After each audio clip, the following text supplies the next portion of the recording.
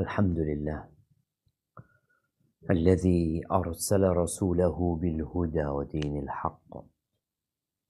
Segala puji bagi Allah Jalla Jalaluh yang telah mengutus Rasulnya dengan petunjuk dan agama yang benar. Mengutus Nabi Muhammad alaihi salatu wassalam dengan Al-Quran Al-Azim dan agama Islam. Liyudhhirahu 'ala ad-din kullihi walau karihal musyrikun. Agar Allah memenangkan agamanya di atas seluruh agama yang ada meskipun orang-orang musyrikin tidak menginginkan hal itu. Al-Islam ya'lu wa la yu'la 'alaih. Islam itu akan senantiasa di atas dan gak akan pernah ada yang bisa menandingi Islam. Gak pernah. Karena satu-satunya agama yang diridhain Allah Azza wa Jalla adalah agama Islam. Maka bersyukurlah menjadi muslim karena engkau meniti jalan kebenaran. Allahumma salli wa sallim ala abdika wa rasulika Sayyidina wa maulana Muhammadin wa ala alihi wa ashabihi ajma'in, amma ba'd. Jamaah rahimakumullah. Kita berada di akhir bulan Sya'ban. Ya, kalau bicara tanggal 27 Sya'ban, besok tanggal 28, Jumat tanggal 29. Puasa kapan? 1 Ramadan. Iyalah 1 Ramadan. 1 Ramadan boleh jadi Sabtu, boleh jadi Ahad. Ya, kita tunggu. Karena Nabi SAW mengatakan, sumu li ru'yatihi wa aftiru li ru'yatihi. Berpuasalah tatkala kalian melihat itu rembulan dan berbukalah ketika melihat rembulan. Wassawm yawma yusumun nas wal fitru yawma yuftirun. Dan puasa itu adalah bulan yang orang-orang pada puasa. Dan Idul Fitri adalah hari di saat orang-orang semua udah berbuka. Kita berdoa memohon kepada Allah agar Allah menyampaikan kita ke bulan Ramadan. Perang Badar terjadi di bulan Ramadan dan perang Uhud yang sedang kita bahas terjadi di bulan Syawal. Kita di bulan Sya'ban, Ramadan, Syawal. Ya, perkiraannya terjadi di hari Sabtu tanggal 15 Syawal. Waalaikumsalam warahmatullahi wabarakatuh. Tanggal 15 Syawal. Subhanallah. Tatkala peperangan itu terjadi, kita tahu bagaimana Rasulullah Sallallahu Alaihi Wasallam membagi pasukannya. Sebagian diletakkan di Jabal Ainain. Ada 50 pemanah. Sisanya ya sudah berhadapan dengan orang-orang musyrik. Bagaimana peristiwa peperangan itu terjadi? Kalau kita hadir, entah bagaimana kondisi kita. Karena memang kondisinya sangat menegangkan. 700 melawan 3.000. Dengan persenjataan yang lengkap. Dengan bara semangat untuk membalas dendam yang sudah 1 tahun mereka pendam. Ya, kita akan baca bagaimana peperangan itu terjadi. Di titik mana saja terjadi peperangan yang begitu dahsyatnya. Dan siapa yang menang. Barakallahu fiik. Nah, tafadhal dibaca.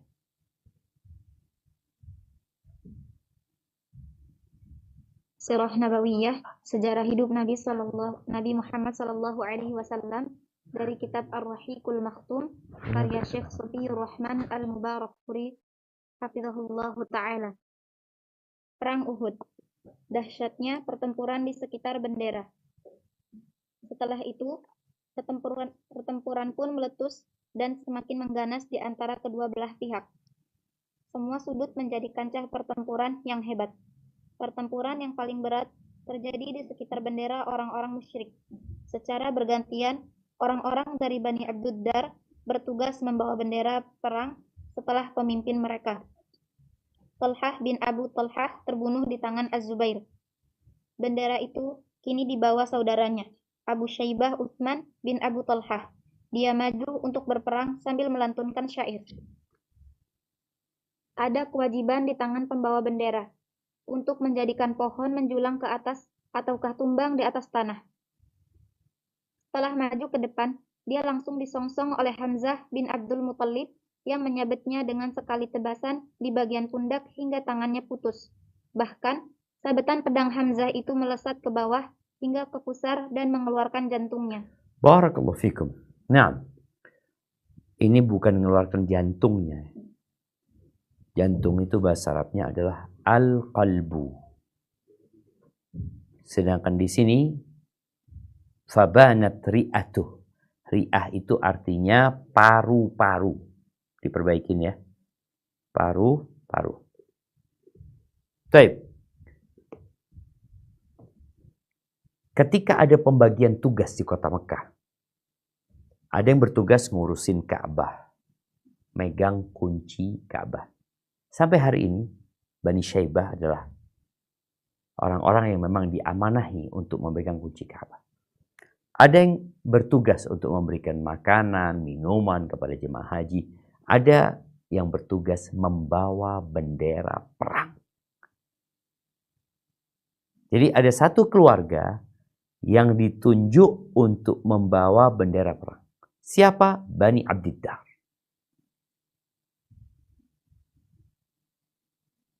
Sebelum perang Uhud, Abu Sufyan sudah datang menjumpai pemimpin Bani Abdiddar, Talha bin Abi Talha.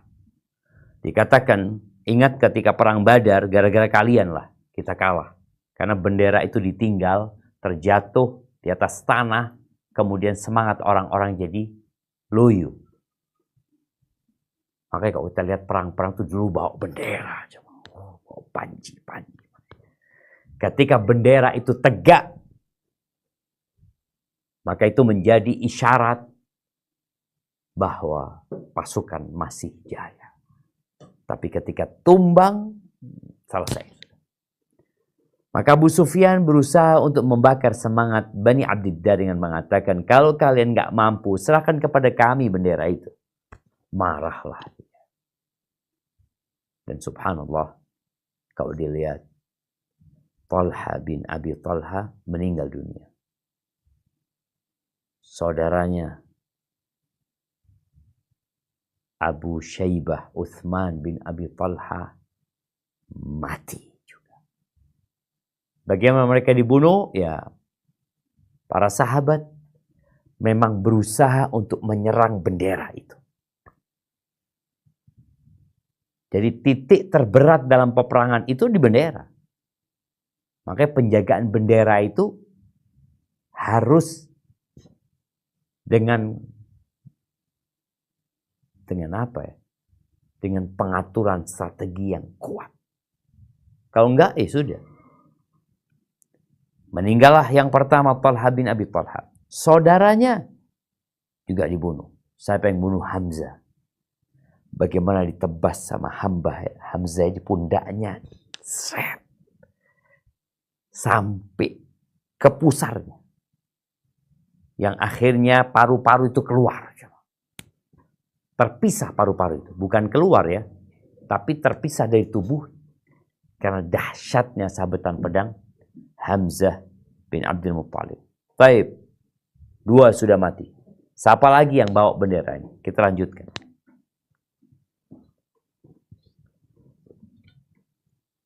Nah.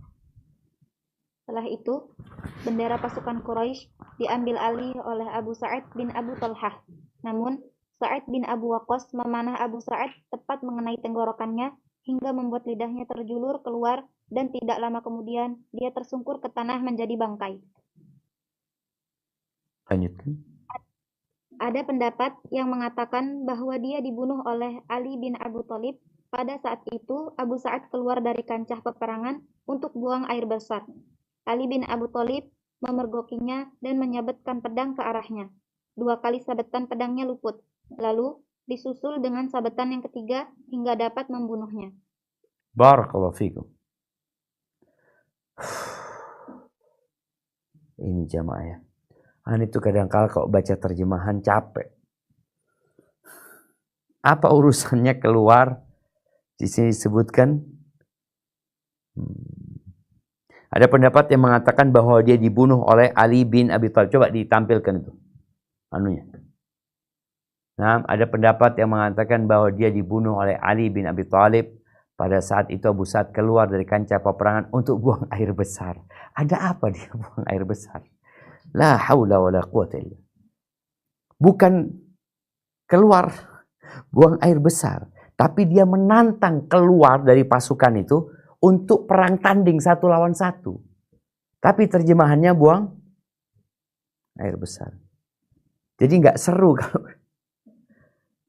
Nah, tolong diperbaiki jemaah. Nah, iya. Mana tadi? Waqila bal kharaja Abu Sa'ad yad'u ila al-bizar. Bizar yakni mubarazah. Tapi ada yang mengatakan pendapat bahwa Ali bin Abi Thalib pada saat itu Abu Sa'ad keluar dari kancah peperangan untuk menantang perang tanding, bukan buang air besar. Nah, mubarazah maksudnya, bizar itu mubarazah. Perbaiki, menantang perang tanding 1 lawan 1. 1 lawan 1.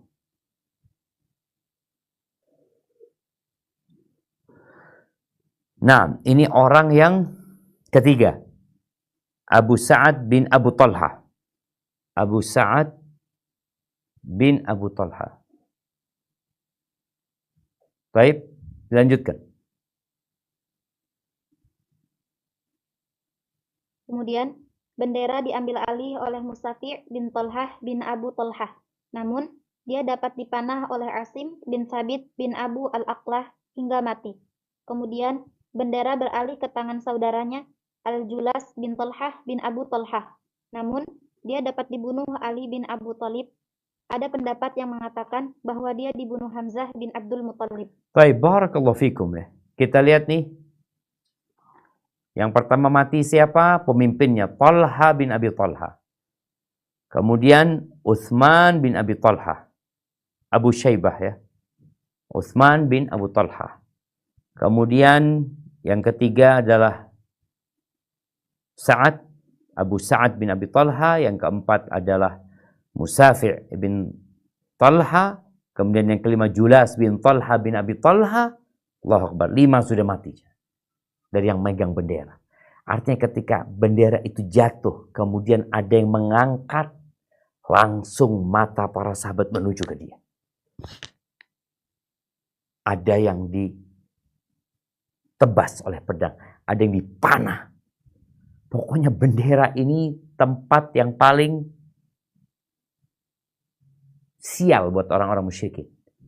Artinya mereka sudah sampai nanti terakhir ditinggal itu bendera. Baik, lanjutkan. Oh, ana salah. Bukan. Nah, coba dilanjutkan. Kemudian, bendera beralih ke tangan Syuraih bin Qais. Dan akhirnya, dia dapat dibunuh. Tunggu sebentar. Ini ada terjemahan yang tidak diterjemahkan. Yang pertama, yang mati siapa? Talha bin Abi Talha.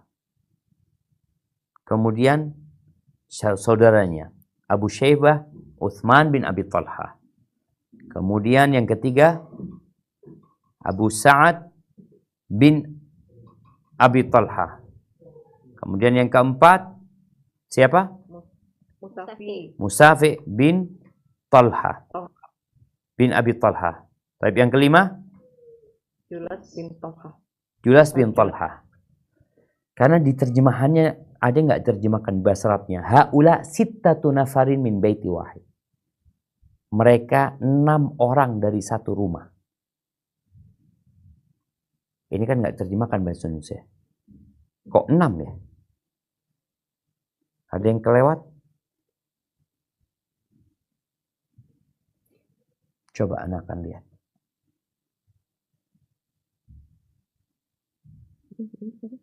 Coba ada yang ngitung 6 apa 5?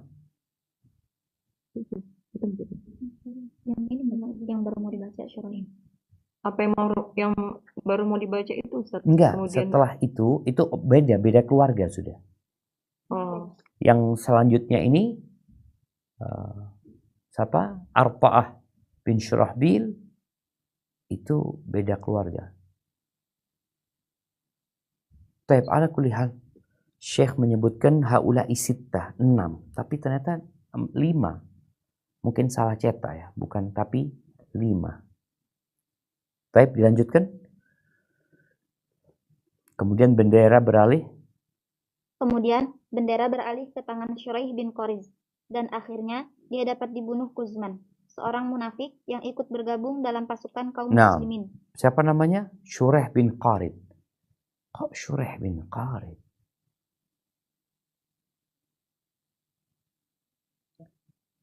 Bukan. Ya, apa terjemahannya ini? Ya, Anda bacakan ya. Thumma hamaluhu min bani Abdiddar Arta'ah bin Syurahbil. Jadi sebelum Syuraih ini benar. Ada Arta'ah bin Syurahbil. Kemudian bendera beralih ke tangan Arta'ah. Namanya, tulis Arta'ah bin Syurahbil.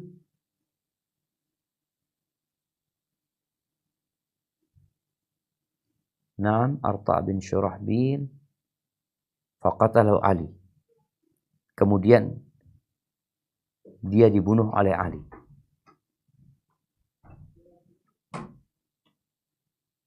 Iya, boleh jadi ini yang ke-6, jemaah. Karena dia dari Bani Abdiddar masih. Arta'ah bin Syurahbil. Kemudian dibunuh oleh Ali. Nah, taib, ini kayaknya yang ke-6. Lanjutkan.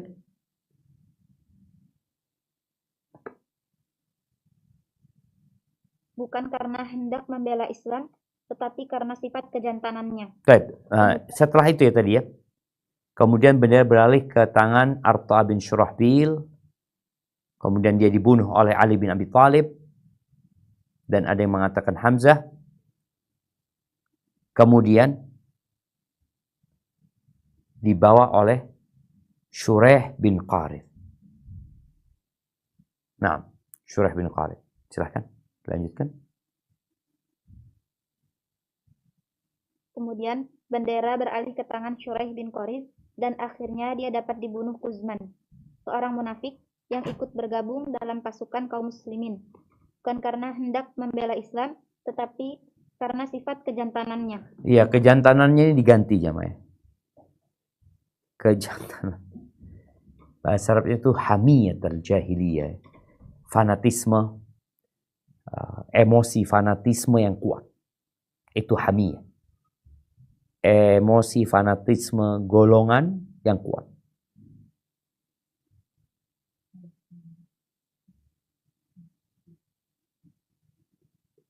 Siap, lanjutkan. Kemudian bendera beralih ke tangan Abu Zaid Amr bin Abdumanaf al-Abdari, yang akhirnya dia dapat dibunuh Kuzman pula. Kemudian bendera beralih ke tangan seorang anak Syurahbil bin Hashim al-Abdari, yang akhirnya dia juga dibunuh oleh Kuzman. Nah, jamaah rahimakumullah. Kuzman, dia orang munafik. Dia sebenarnya nggak mau ikut perang. Kita tahu ketika perang Uhud itu ada 300 orang yang memisahkan diri. Kuzman ini jagoan. Jagoan banget dia. Ketika dia pulang ke rumahnya, diedek lah, dibully sama masyarakatnya. Kau nggak ikut perang, kau buat apa? Punya keberanian ini, itu, macam-macam. Kau bela keluargamu. Akhirnya berangkat Kuzman ini. Dan Kuzman ini sudah dikatakan dia itu masuk neraka. Jadi setelah perang Uhud ini, dia dapat membunuh banyak orang. Kemudian dia terluka. Dan saat itu dia bunuh diri. Kemudian Nabi SAW menyebutkan ya, Innallaha yu'ayyidu hadzal din birrajulil fajir. Allah membela agama ini dengan orang yang fajir kadangkala. Contohnya kayak gitu. Ini orang penghuni neraka sebenarnya. Tapi dia bela agama. Karena apa? Ya dia punya banyak dorongan, banyak tujuan. Tapi yang jelas, boleh jadi Allah membela agama ini dengan orang-orang yang sebenarnya tujuannya pribadi, personal tujuannya. Bukan untuk Allah Azza wa Jalla. Baik, dilanjutkan. Jadi, sudah ada 10 orang dari Bani Abduddar yang bergantian membawa bendera dan semuanya mati terbunuh. Baik, coba sebutkan 10. Benar 10? Kita lihat, coba ditampilkan ya. Kita hitung, yang tadi kan 5. Tadi 5, ditambah Arta' bin Syurahbil jadi 6. Ditambah Syureh bin Qarid jadi 7. Kemudian ditambah Abu Zaid, Amr bin Abdul Manaf, Al-Abdali jadi 8. Kemudian ditambah anaknya Syurahbil bin Hashim Al-Abdali jadi berapa? 1-nya mana?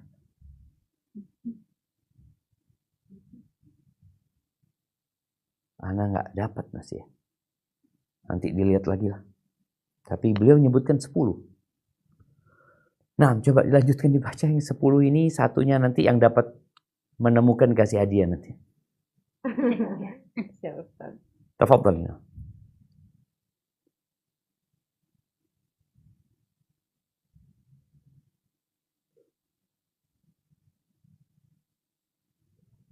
Ya.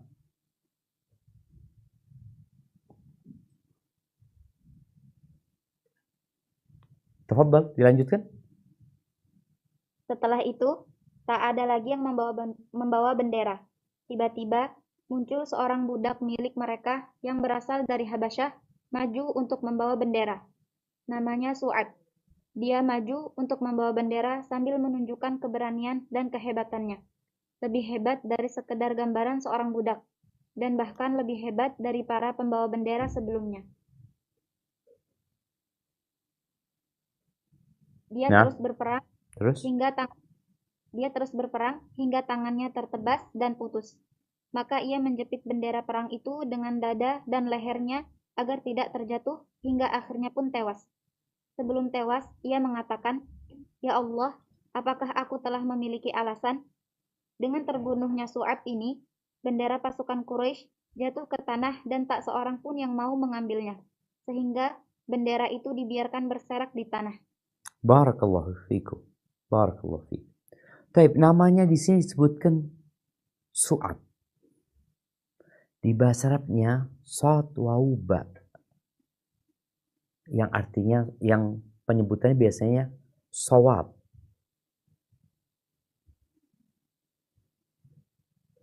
Nah, coba, anak ingin memastikan namanya.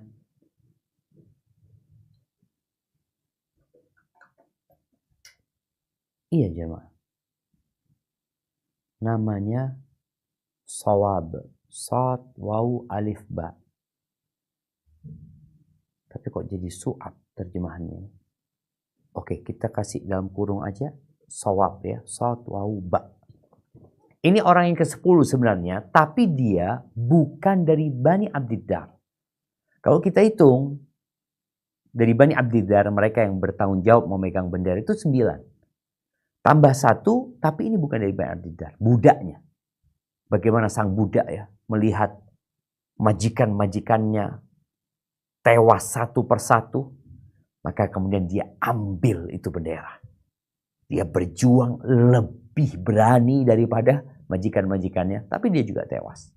Disebutkan bahwasanya ditebas tangannya, dia peluk ya dengan lehernya, tapi akhirnya dia terbunuh. Dan sebelum dia tewas dia mengatakan, hal a'dzartu, artinya ya Allah, apakah aku sudah memberikan alasan? Artinya aku mati ini ya mati terhormat gitu.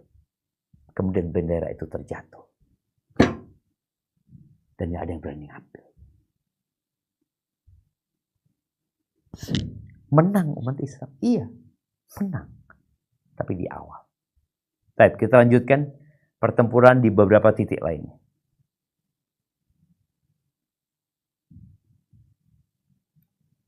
Pertempuran di beberapa titik lain. Pertempuran semakin lama semakin panas, dan yang paling berat berkisar di sekitar bendera orang-orang musyrik. Pertempuran berkecamuk di setiap kancah peperangan. Keimanan telah menguasai barisan kaum muslimin. Mereka menyerbu ke tengah pasukan musyrikin, layaknya air bah yang menjebol tembok bendungan. Sambil berkata, matilah, matilah. Beginilah seruan mereka pada waktu perang Uhud. Barakallahu fikum ya. Ini ada ucapan matilah, matilah ya. Bahasa Arabnya itu amit, amit. Bahasa Indonesia kan ada amit, amit kan. Amit, amit itu adalah syiar. Jadi kalau bicara syiar, dalam beberapa peperangan Nabi SAW menetapkan syiar di antara mereka. Apalagi ketika malam hari peperangan berkecamuk, mereka nggak tahu ini kawan atau lawan. Maka mereka harus punya slogan bersama. Ada yang slogannya Hamim la yunsarun umpamanya. Kemudian salah satunya adalah amit-amit. Apa arti amit-amit ini? Kalau kita lihat di sini diterjemahkan amit-amit itu matilah, matilah. Ada dua makna yang disebutkan. Boleh jadi permintaan kepada Allah. Ya Allah, amit-amit artinya matikanlah ya Allah, matikanlah ya Allah. Atau perintah kepada kawan mereka. Ya Mansur, amit. Kalau ya Nasir ya Allah yang mematikan mereka. Atau wahai kawanku, matikanlah mereka. Jadi bukan matilah, matilah perintah untuk mati. Tapi perintah untuk berjuang mematikan orang-orang musyrikin tersebut. Jadi ini slogan yang diberikan oleh Nabi SAW di peperangan-peperangan yang mau tidak mau mereka harus bersatu dengan musuh, berkecamuk perang itu sehingga nggak tahu lawan sama kawan. Akhirnya mereka harus punya slogan yang disepakati. Salah satunya di perang Uhud adalah amit, amit. Jadi matilah, matilah diganti amit, amit ya, yang artinya tadi udah disebutin. Baik, lanjutkan. Abu Dujanah datang menyeruak sambil mengikatkan sorban berwarna merah di kepalanya. Membawa pedang Rasulullah Shallallahu Alaihi Wasallam dengan satu tekad untuk memenuhi hak pedang itu. Dia pun bertempur sambil menyusup ke sana kemari di tengah manusia. Siapapun orang musyrik yang berpapasan dengannya pasti dibabatnya hingga tewas. Dia benar-benar telah mengacak-acak barisan orang-orang musyrik. Nah, lanjutkan. Az-Zubair bin Al-Awwam berkata, ada yang terasa mengganjal di dalam sanubari ketika aku meminta pedang kepada Rasulullah Shallallahu Alaihi Wasallam, namun beliau menolak permintaanku dan memberikannya kepada Abu Dujanah. Aku bertanya-tanya kepada diri sendiri. Aku adalah anak Sofiyah, bibi beliau, juga berasal dari Quraisy. Aku sudah berusaha menemui beliau dan meminta pedang itu sebelum Abu Dujanah. Namun, beliau justru memberikannya kepada Abu Dujanah dan meninggalkan aku. Demi Allah, aku benar-benar ingin melihat apa yang bisa dilakukan oleh Abu Dujanah. Maka aku menguntitnya. Ya, Dia mengeluarkan sorban merahnya, lalu mengikatkannya di kepala. Orang-orang Ansor berkata, Abu Dujanah telah mengeluarkan sorban kematian. Maka dia pun beranjak sambil melantunkan syair. Akulah yang berjanji kepada kekasih tercinta. Di bawah kaki bukit, dekat pohon kurma. Aku tidak boleh berdiri di barisan belakang, memukul dengan pedang Allah dan Rasulnya. Setiap berpapasan dengan siapa saja dari kalangan musuh, ia pasti membunuhnya. Sementara di antara orang-orang musyrik, ada seseorang yang tidak membiarkan orang kami yang terluka, melainkan dia pasti membunuhnya. Jarak Abu Dujanah dengan orang-orang musyrik itu semakin dekat. Aku berdoa kepada Allah agar mereka dipertemukan. Benar saja, 2 kali sabetan tidak mengena. Pada sabetan berikutnya, orang musyrik itu bisa menyabet Abu Dujanah, yang ditangkis dengan perisai dari kulit. Setelah itu, Abu Dujanah ganti menyabetkan pedangnya hingga dapat membunuhnya. Abu Di Dujanah sini ada yang terus perlu ditambahkan.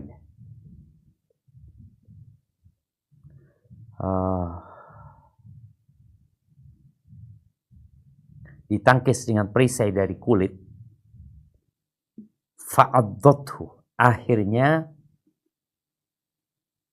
pedang itu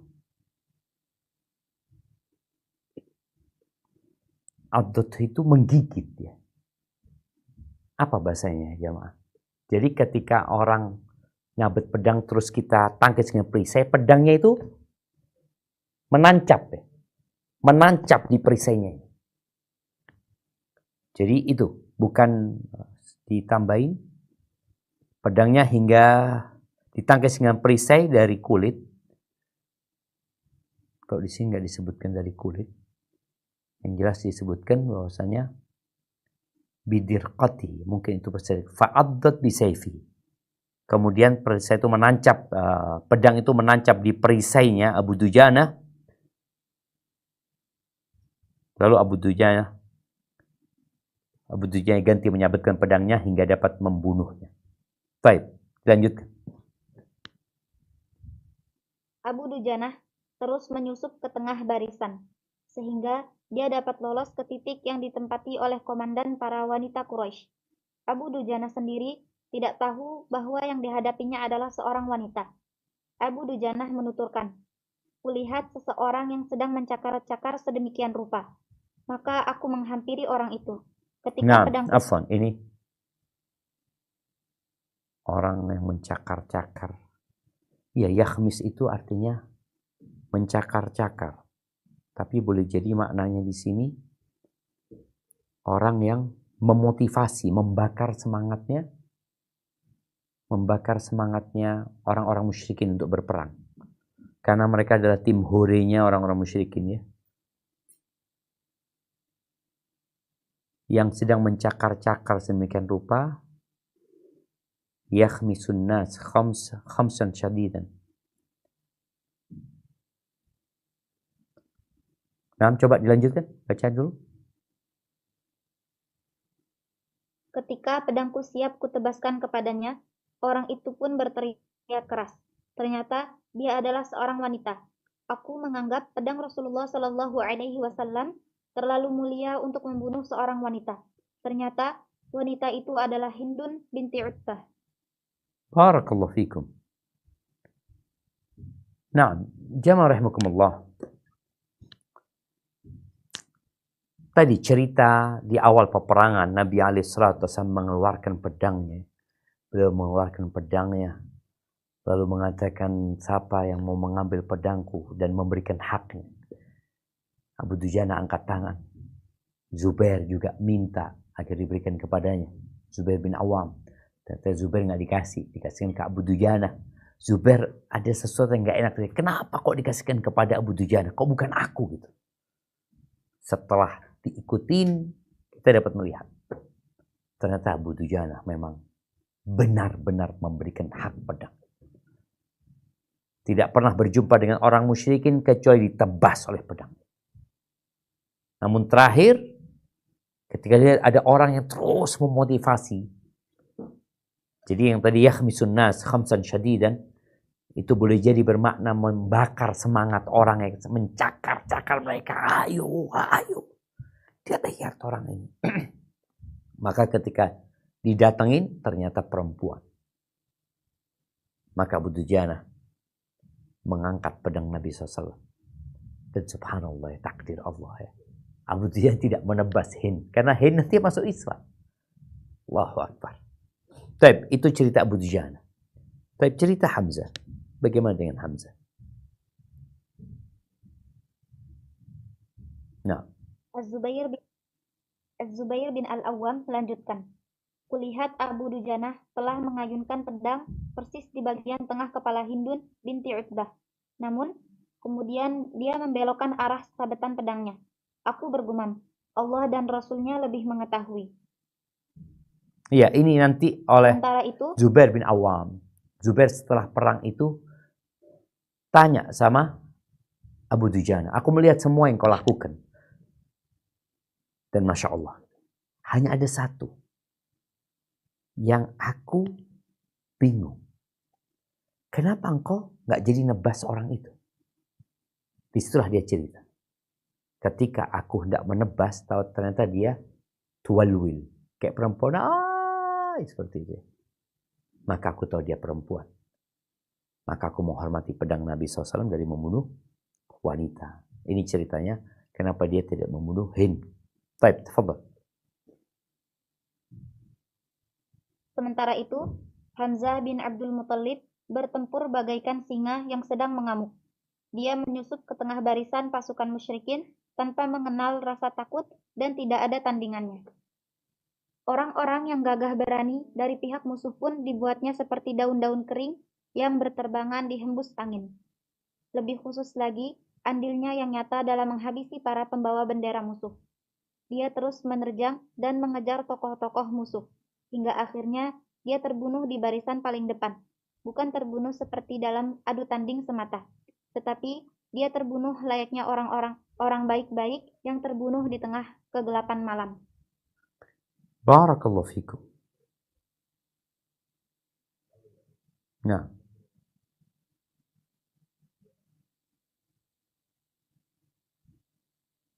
hingga dia terbunuh di barisan paling depan.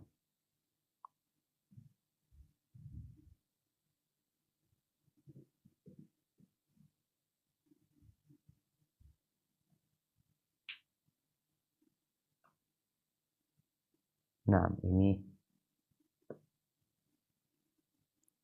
beliau itu tetapi dia terbunuh Wainama kama yuqtalul kiram fi halqiz zalam. Beliau terbunuh layaknya orang baik yang terbunuh di tengah kegelapan malam. Irtial itu artinya dibunuh dengan kondisi orang itu tidak tahu dibunuh. Apa bahasanya? Jadi ada orang sedang duduk tahu-tahu dibunuh gitu. Di Ikhtial itu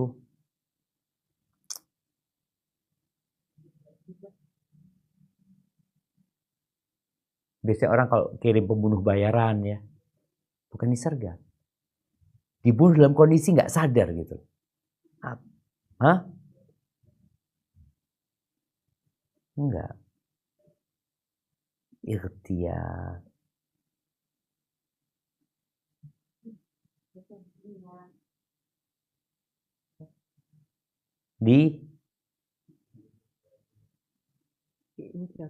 Membunuh dengan tipu daya. Membunuh dengan tipu daya. Mungkin ya. Ikhtial. Jadi tadi pemimpin ya yang dibunuh kirim orang untuk membunuh dia secara sembunyi-sembunyi ya. Karena kita tahu Hamzah disebutkan di sini. Hamzah tidak terbunuh ketika perang tanding. Ketika menghadapi musuh 1 lawan 1. Enggak. Hamzah tidak terbunuh ketika dia melawan jagoan-jagoan musyrikin, tidak. Tapi Hamzah itu dibunuh dalam kondisi dia sedang berperang, tahu-tahu ada yang nyerang dia. Dengan sembunyi-sembunyi. Mungkin itu. Dibunuh secara sembunyi-sembunyi. Wahsy itu, ketika dia, ini kita akan baca. Oke, kita akan baca bagaimana terbunuhnya Hamzah. Tapi di sini disebutkan, tetapi dia dibunuh layaknya orang baik-baik yang terbunuh di tengah kegelapan malam. Secara sembunyi, artinya orang, tapi dia terbunuh secara sembunyi-sembunyi ya. Sembunyi-sembunyi mungkin. Nah, saya akan dilanjutkan dibaca terbunuhnya singa Allah Hamzah bin Abdul Muttalib. Terbunuhnya singa Allah Hamzah bin Abdul Muttalib. Inilah penuturan yang disampaikan sendiri oleh pembunuh Hamzah, Wahsy bin Harb. Waktu itu, aku adalah budak Jubair bin Mut'im, paman Jubair. Tu'aimah bin Adi terbunuh pada perang Badar. Pada saat Quraisy pergi ke Uhud, Jubair berkata kepadaku, jika kamu dapat membunuh Hamzah, paman Muhammad, sebagai pembalasan atas terbunuhnya pamanku, engkau merdeka. Maka aku pun ikut bergabung bersama pasukan. Aku adalah seorang penduduk Habasyah, seperti lazimnya orang-orang Habasyah. Aku juga mahir dalam melemparkan tombak kecil. Jarang sekali aku melesat Jarang sekali aku meleset dari sasaran. Saat mereka bertempur, aku segera beranjak mencari-cari Hamzah. Akhirnya, aku dapat melihat kelebatnya di tengah manusia yang layaknya unta abu-abu yang lincah. Tak seorang pun mampu menghadapi terjangannya.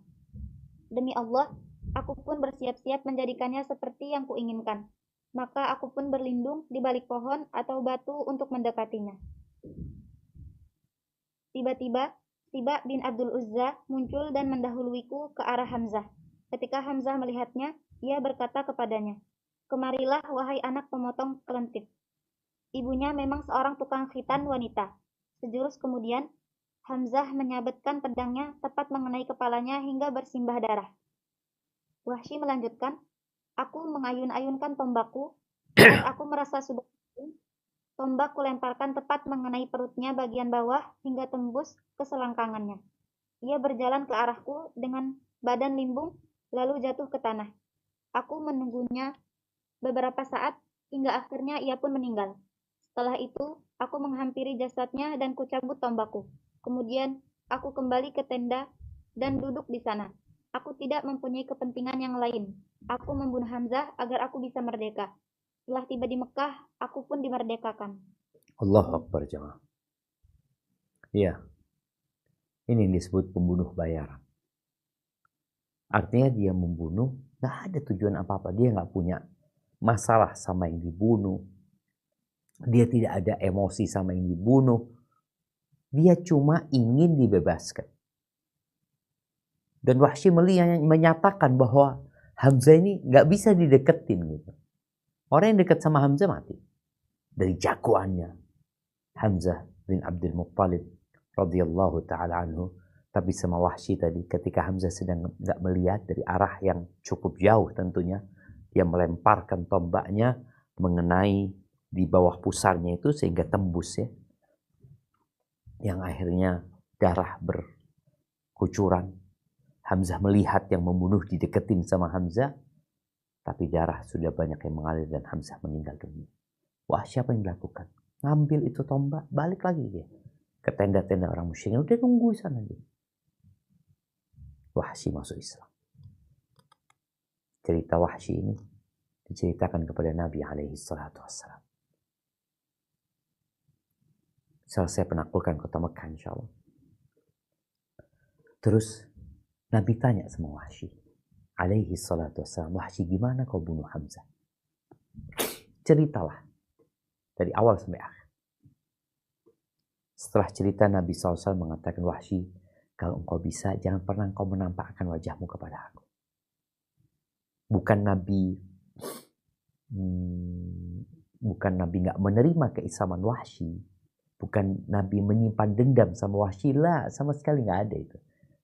Tapi kalau Nabi melihat Wahsy, kemungkinan Nabi akan ingat sama pamannya Hamzah. Akhirnya beliau akan sedih lagi. Jadi ada trauma, itu ada. Artinya kita itu kadang-kala kalau di rumah yang ngelihat bajunya orang tua kita, melihat motornya orang tua kita jadi ingat ya orang tua kita udah meninggal dunia, ini dan itu. Akhirnya menimbulkan kesedihan kembali. Wallahu a'lam ya. Yang jelas Nabi SAW meminta kepada Wahsy untuk kalau bisa tidak menampilkan wajahnya di hadapan Nabi SAW. Jadi kalau Nabi lagi kajian di Masjid Nabawi itu, Wahsy datang. Tapi jadi akhir ya, beliau tidak mendekat dan tidak menampakkan diri kepada Nabi alaihi salatu wassalam. Baik.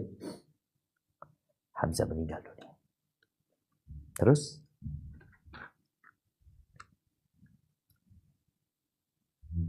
menguasai keadaan. Meskipun pasukan kaum muslimin mengalami kerugian besar dengan terbunuhnya singa Allah dan singa Rasulnya, Hamzah bin Abdul Muttalib, mereka tetap mampu menguasai seluruh keadaan. Tokoh yang berperang pada waktu itu adalah Abu Bakar, Umar bin Al-Khattab, Ali bin Abi Thalib, Az-Zubair bin Al-Awwam, Mus'ab bin Umair, Talhah bin Ubaidullah, Abdullah bin Jahash, Sa'id bin Mu'ad, Sa'id bin Ubadah, Sa'id bin Ar-Rabi, Anas bin An-Nadr, dan masih banyak lagi orang seperti mereka yang merontokkan ambisi kaum musyrikin. Nah, kalau kita lihat terbunuhnya Hamzah tidak membuat kondisi pasukan umat Islam berantakan? Enggak. Ya udah, Hamzah udah meninggal dunia, dan kita tahu di sini meninggalnya Hamzah sebelum turunnya pasukan pemanah. Artinya umat Islam terus dapat melanjutkan peperangan tanpa harus berhenti atau semangat mereka kemudian redup dikarenakan Hamzah meninggal dunia, enggak. Dan juga bukan Hamzah yang pegang bendera umat Islam. Mus'ab bin Umair yang memegang bendera kaum Muhajir. Nah, baik, lanjutkan. Dari pelukan istri langsung mengambil pedang dan perisai. Di antara pahlawan perang yang bertempur tanpa mengenal rasa takut adalah Hanzalah bin Abu Amir. Ayahnya adalah seorang tabib yang disebut si fasik, seperti yang telah kami sebutkan sebelumnya. Hanzalah bin Abu Amir baru saja melangsungkan pernikahannya saat mendengar gemuruh peperangan, dan saat itu ia sedang berada di pelukan istrinya. Ia pun segera melepas pelukan istrinya dan bangkit untuk berjihad. Saat ia telah terjun ke medan perang dan berhadapan dengan kaum musyrikin, ia menerobos ke barisan musuh hingga dapat berhadapan langsung dengan komandan pasukan Quraisy, Abu Sufyan bin Harb. Saat itu, dia nyaris dapat membunuh Abu Sufyan kalau saja Allah tidak menganugerahkan kesyahidan kepadanya. Ia menyerang Abu Sufyan dan ketika telah berhasil membekuk tubuhnya dan bersiap membunuhnya. Shaddad bin Al-Aswad melihat kejadian itu, lalu ia pun menikamnya hingga gugur syahid. Barakallahu fikum. Naam, ahibati fillah. Ini Hanzalah. Bapaknya itu adalah orang munafik. Bukan orang munafik ya, orang fasik disebutkan di sini yang dikenal dengan Abu Amir. Abu Amir al-Fasiq ya. Orang yang fasik. Allah Azza wa Jalla mengeluarkan dari yang mati yang hidup. Contohnya, Hanzalah dengan bapak. Bapaknya yang merupakan Abu Amir rahib yang dikatakan fasik, dia yang memotivasi orang-orang untuk meninggalkan Nabi Muhammad alaihi salatu wasallam. Ternyata anaknya muslim yang taat. Bahkan bagaimana Hanzalah ketika dalam pelukan istrinya, dia baru nikah. Jadi dia malam itu nggak berangkat. Kita tahu Rasulullah SAW meninggalkan kota Madinah di sore hari lah. Habis asar menjelang maghrib ya. Kemudian beliau meninggalkan kota Madinah menuju ke Uhud. Hanzalah belum. Karena dia baru menikah. Itu malam pengantin dia. Tahu-tahu dia lagi bersenang-senang sama istrinya, dia dengar. Karena nggak terlalu jauh kota Madinah dari Uhud ya. Hanzalah meninggalkan istrinya. Dalam kondisi dia junub. Ya. Dia berangkat ke medan perang. Kemudian dia mati syahid. Makanya dikatakan dia Hanzalah al-Ghasil, yaitu Hanzalah yang dimandikan oleh malaikat. Baik, dan kalau kita lihat tadi, Allah kalau sudah mentakdirkan sesuatu, Allah siapkan sebab-sebabnya. Abu Dujana tidak jadi membunuh Hind binti Utbah, istrinya Abu Sufyan. Abu Sufyan yang seharusnya mati ya, artinya kalau hitung-hitungan mati dia di tangan Hanzalah, tapi ternyata Allah siapkan orang yang membunuh Hanzalah. Kemudian Hanzalah meninggal dunia. Abu Sufyan nanti masuk Islam. Istrinya Hind masuk Islam. Barakallahu fiik. Baik. Dilanjutkan. Peranan para pemanah dalam pertempuran. Detasemen pemanah yang diangkat Rasulullah Shallallahu Alaihi Wasallam dan ditempatkan di atas bukit mempunyai peranan yang sangat besar dalam membalik genderang perang untuk kepentingan pasukan kaum muslimin. Kavaleri Quraisy yang dipimpin Khalid bin Al-Walid dan ditopang oleh Abu Amir si fasik melancarkan serangan 3 gelombang untuk menghancurkan sayap kiri pasukan kaum muslimin. Sebab jika sayap ini bisa digempur, inti pasukan kaum muslimin dapat dimasuki. Dengan demikian, barisan mereka bisa dibuat kocar-kacir dan bisa dipastikan mereka akan kalah telak.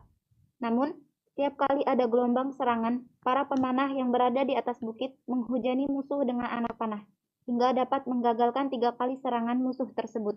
Barakallahu fikum. Khalid bin Walid membawa 200 pasukan berkuda. Dia dibantu oleh Ikrimah ibn Abu Jahal. Dan juga didukung oleh Abu Amir al-Fasik, bapaknya Hanzalah. Jadi bapaknya Hanzalah ini berusaha untuk menarik orang-orang Ansor supaya bergabung dengan orang musyrikin. Ketika itu tidak terjadi, maka dia memikirkan bagaimana mengalahkan kaum muslimin. Maka dia memberikan arahan, mendukung Khalid untuk menyerang dari sayap kiri, memuterin bukit pemanah ini. Tapi nggak pernah berhasil. 3 kali 50 pemanah selalu, ya, bagaimana pemanah ini melemparkan panahnya. 200 pasukan berkuda diluncurin 50 panah. Maka yang depan itu tentunya akan mundur kuda-kuda itu. 50 panah, 50 panah. 3 kali mereka berusaha nggak berhasil. Tapi Allah kasih kemenangan. Bendera kaum musyrikin sudah jatuh ke tanah. Khalid bin Walid nggak berhasil. Kemudian Abu Dujanah tadi berhasil menerabas barisan musuh sampai ke tempatnya perempuan-perempuan.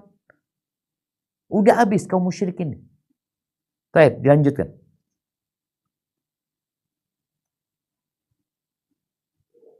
Kalahan pasukan musyrikin. Roda pertempuran terus berputar dan pasukan kaum muslimin yang kecil justru dapat menguasai seluruh keadaan, sehingga sempat menyurutkan ambisi para dedengkot kaum musyrikin dan membuat barisan mereka berlari menghindar ke kanan, ke kiri, ke depan, dan belakang.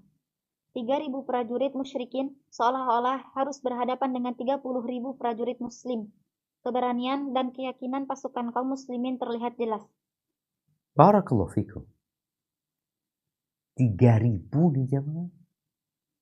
Bersama mereka ada 200 pasukan berkuda. Ditambah lagi ada 600 dari 600 orang yang pakai baju besi.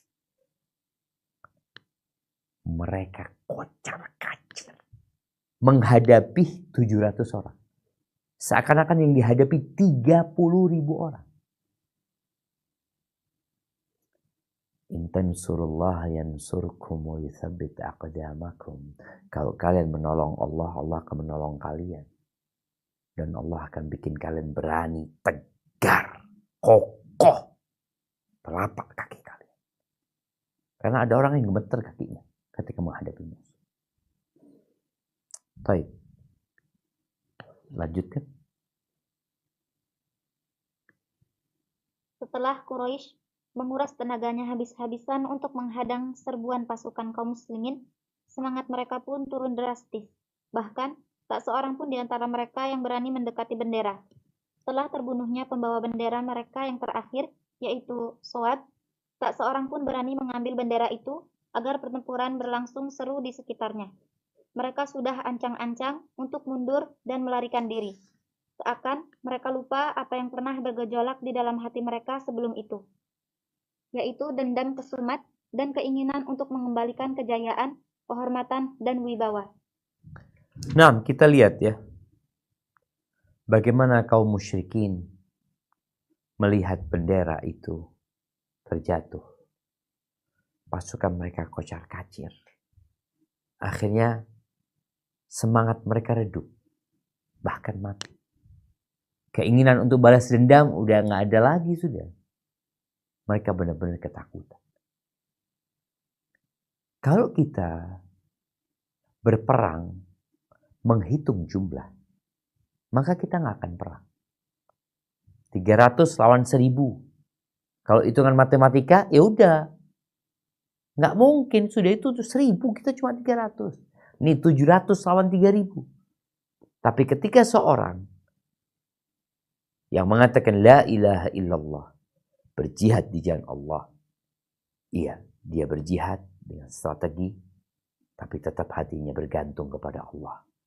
Tanpa bantuan Allah, sebanyak apapun jumlah mereka, hanya akan membuat kerepotan dan kekalahan.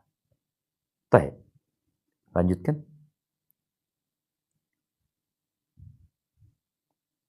Ibnu Ishaq berkata, kemudian Allah menurunkan pertolongannya kepada kaum muslimin dan memenuhi janjinya, sehingga mereka bisa mencerai-beraikan musuh. Hampir pasti kemenangan ada di tangan mereka.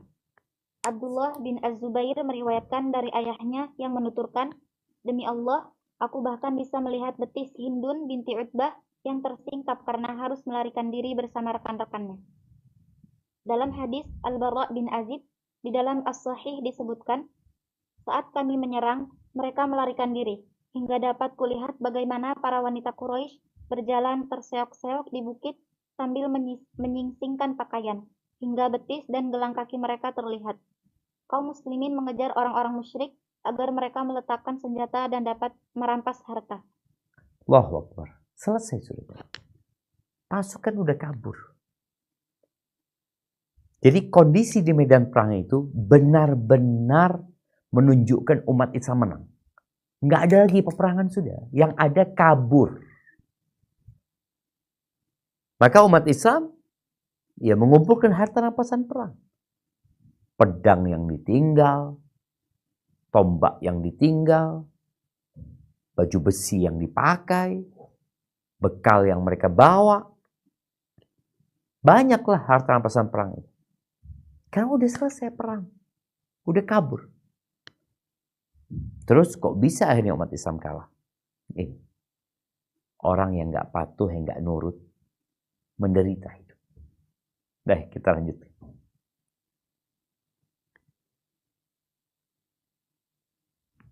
Kesalahan fatal para pemanah. Pada saat pasukan Islam yang tidak seberapa jumlahnya tersebut hampir meraih puncak kemenangan atas pasukan Quraisy, yang nilai kemenangannya tidak kalah sedikit dari kemenangan yang diraih di Perang Badar. Terjadilah kesalahan fatal yang dilakukan para pemanah, sehingga bisa membalik keadaan secara total dan akhirnya menimbulkan kerugian yang amat banyak bagi pasukan kaum muslimin. Bahkan, hampir saja menyebabkan gugurnya Nabi Shallallahu Alaihi Wasallam. Kejadian ini membiaskan pengaruh yang kurang menguntungkan bagi ketenaran dan kehebatan mereka setelah meraih kemenangan di Badar. Barakallahu fikum. Ya jemaah. Mereka benar-benar melakukan kesalahan besar. Membuat kerugian yang sangat dahsyat. Dan hampir membuat Nabi SAW gugur. Jadi nama besar umat Islam itu jadi mengecil gara-gara pemanah yang gak nurut. Baik, lanjutkan. Sebelumnya, kami telah menyebutkan redaksi instruksi Nabi Shallallahu Alaihi Wasallam yang sangat keras terhadap para pemanah itu, agar mereka tetap berada di atas bukit, dalam keadaan kalah maupun menang. Sekalipun sudah ada perintah yang sangat tegas ini, ketika pasukan pemanah melihat kaum muslimin sudah mengumpulkan harta rampasan dari pihak musuh, mereka pun dikuasai egoisme kecintaan terhadap duniawi. Mereka saling berkata, harta rampasan, harta rampasan. Rekan-rekan kalian sudah menang, apalagi yang kalian tunggu. Komandan mereka, Abdullah bin Jubair, mengingatkan perintah Rasulullah Shallallahu Alaihi Wasallam kepada mereka dengan berkata, apakah kalian sudah lupa apa yang dikatakan Rasulullah Shallallahu Alaihi Wasallam kepada kalian? Namun sayang, mayoritas pasukan pemanah tersebut tidak memedulikan peringatan ini. Mereka berkata, demi Allah, kami benar-benar akan bergabung dengan mereka agar kita mendapatkan bagian dari harta rampasan itu. Kemudian, ada 40 orang yang meninggalkan pos di atas bukit. Lalu mereka bergabung dengan pasukan inti untuk mengumpulkan harta rampasan. Dengan begitu, punggung pasukan kaum muslimin menjadi kosong. Tinggal Ibnu Jubair dan 9 rekannya. 10 orang ini tetap berada di tempat semula hingga ada perintah bagi mereka. Barakallahu fikum. Ya, berapa yang turun? 40 orang. Apa penyebabnya? Ad-dunya. Mereka melihat perang udah selesai. Ini saatnya ngumpulin harta rampasan perang. Kok kita di sini duduk-duduk? Tidak melakukan apa-apa. Makanya orang yang disuruh standby itu, ya standby udah. Jangan tinggalkan tempat itu. Lu ngapain? Nggak ada kerjaan. Udah. Perintah kepadamu standby di situ. Jangan tinggalkan tempat. Tapi mereka berijtihad. Padahal sudah ada nas yang jelas, kalah menang tetap. Sampai kami kirim orang ngasih perintah yang baru. Tapi mereka turun. Tinggal 10 orang. Mampukah 10 orang ini menghadapi 200 pasukan berkuda? Insya Allah kita akan lanjutkan kajian kita pada kesempatan yang akan datang.